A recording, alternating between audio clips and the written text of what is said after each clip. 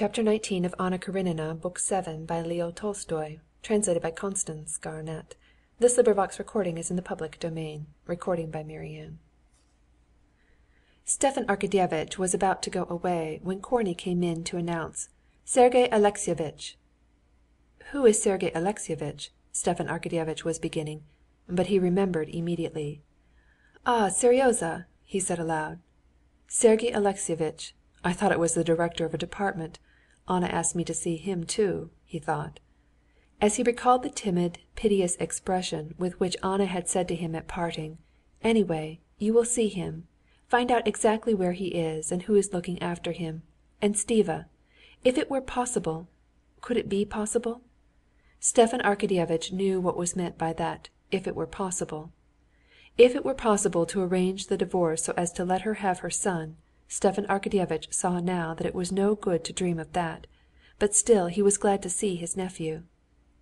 Alexey Alexandrovitch reminded his brother-in-law that they never spoke to the boy of his mother, and he begged him not to mention a single word about her. "He was very ill after that interview with his mother, which we had not foreseen," said Alexey Alexandrovitch. "Indeed we feared for his life. But with rational treatment and sea-bathing in the summer, he regained his strength, and now, by the doctor's advice, I have let him go to school. And certainly the companionship of school has had a good effect on him, and he is perfectly well, and making good progress." "What a fine fellow he's grown! He's not Seryozha now, but quite full-fledged Sergey Alexeyevitch," said Stepan Arkadyevitch, smiling, as he looked at the handsome, broad-shouldered lad in a blue coat and long trousers, who walked in alertly and confidently. The boy looked healthy and good-humored. He bowed to his uncle as to a stranger, but recognizing him, he blushed and turned hurriedly away from him, as though offended and irritated at something. The boy went up to his father and handed him a note of the marks he had gained in school. "Well, that's very fair," said his father. "You can go." "He's thinner and taller, and has grown out of being a child into a boy. I like that," said Stepan Arkadyevitch. "Do you remember me?" The boy looked back quickly at his uncle. "Yes, mon uncle," he answered, glancing at his father, and again he looked downcast. His uncle called him to him and took his hand. "Well, and how are you getting on?" he said, wanting to talk to him, and not knowing what to say. The boy, blushing and making no answer, cautiously drew his hand away. As soon as Stepan Arkadyevitch let go his hand, he glanced doubtfully at his father, and like a bird set free, he darted out of the room. A year had passed since the last time Seryozha had seen his mother. Since then he had heard nothing more of her, and in the course of that year he had gone to school and made friends among his schoolfellows. The dreams and memories of his mother, which had made him ill after seeing her, did not occupy his thoughts now. When they came back to him, he studiously drove them away, regarding them as shameful and girlish, below the dignity of a boy and a schoolboy. He knew that his father and mother were separated by some quarrel. He knew that he had to remain with his father, and he tried to get used to that idea. He disliked seeing his uncle, so like his mother, for it called up those memories of which he was ashamed. He disliked it all the more as from some words he had caught as he waited at the study door, and still more from the faces of his father and uncle.